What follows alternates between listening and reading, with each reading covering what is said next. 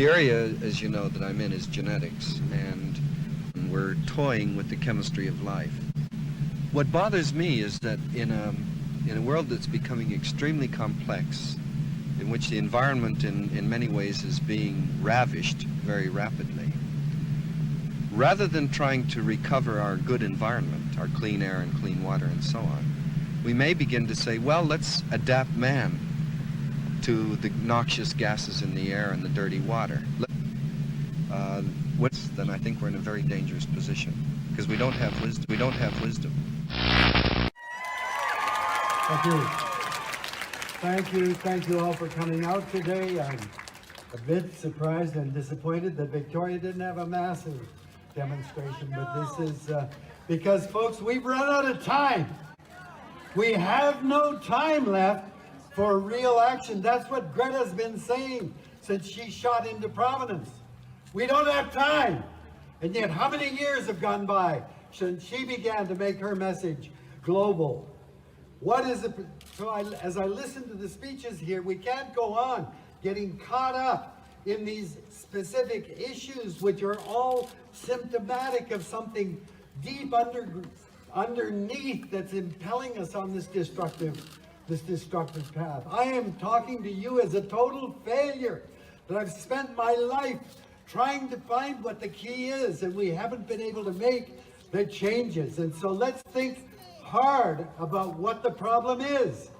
That web, whatever we do, ripples through the web, and so you hear from Indigenous people over and over, there's a responsibility that comes with being a part of that web, with receiving the generosity. And that's what's so terrifying about what we're seeing today. The anti-vaxxers, the freedom movement, these truckers, all about freedom. Freedom without responsibility is not freedom, that's anarchy. So the problem is, for the last 1,000 years, we've gradually removed ourselves from the natural world. We think that we're at the top of a pyramid. We're not in a web, we're at the top, and it's all about us. Amazon, Jeff Bezos' giant company, is valued by the economy in the tens of billions, while Amazon, the greatest ecosystem on the planet, is valued by the economy as zero until people go in and log it, mine it, dam it, burn it, develop cities, or grow soybeans. That's the whole rot that's at the heart of these structures that we've developed. It's all about us and borders around property and cities and nations. Do you think nature cares about the boundaries that we draw? No. And air doesn't stay within national boundaries, something that Danielle Smith ought to learn a bit more about. Air doesn't belong. And who the hell do we think we are, thinking we can give the right for existence? What about the right of a bird to live its life as it evolved to live? The right of a river to flow? Or the right of a forest to exist as a community of organisms? Who the hell do we think we are? And of course, our political system, I do not believe that the people that we are electing to office are stupid or greedy or evil. I don't believe that. They're trapped within the system. The system, and that's why in the system, where politics is more important than doing what has to be done. This is the problem. And we think that we can look at the world in bits and pieces and manage it in a way that makes any kind of sense. The systems that we're trapped in are the problem. People ask me, well, what can we do then? Short of revolution, which is is it possible to have a peaceful revolution? We've got to push every metric that we can, I think, without endangering or threatening humans, I guess. But so to me, civil disobedience is where we all have to be looking at.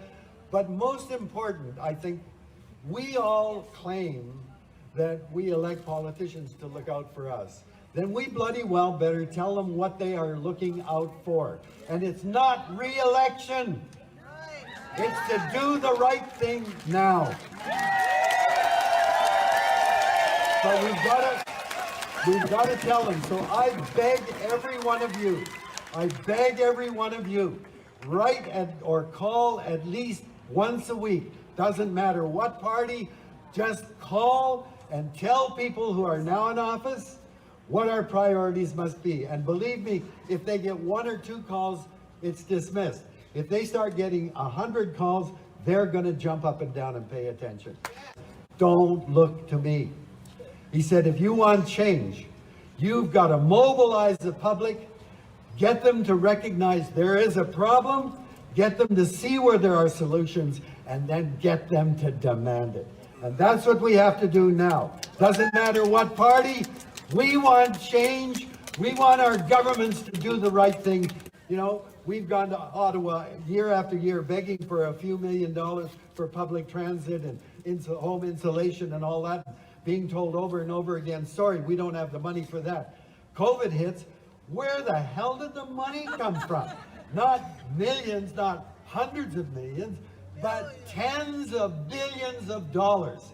So it's not a matter, and we've seen with Trudeau, if he wants to build a pipeline, he'll invest $4 billion, and what? Guess what? We owe $30 billion now. He doesn't care about the economy of that. There's money there, but let's demand it. This has got to be what we have to focus on now.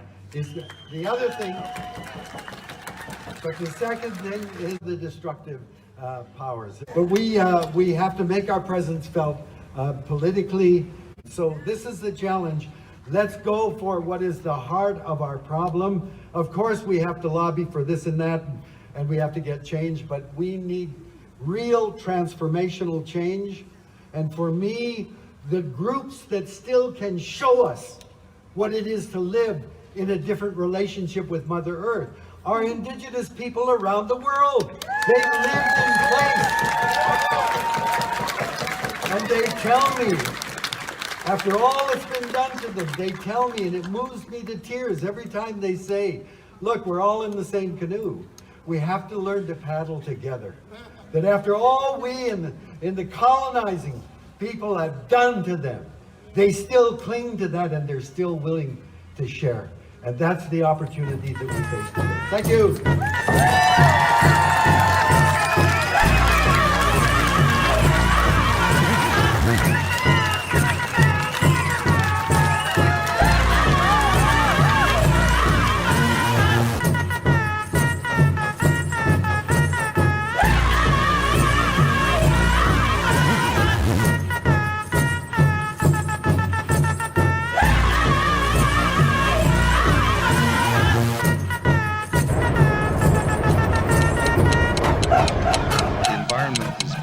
Ravished very rapidly for our good environment, our clean air and clean water and so on, to the noxious gases in the air and the dirty water. Then I think we're in a very dangerous position because we don't have wisdom.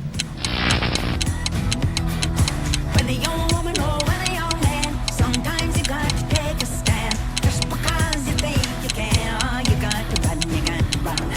When a young woman or when a young man, sometimes you got to take a stand.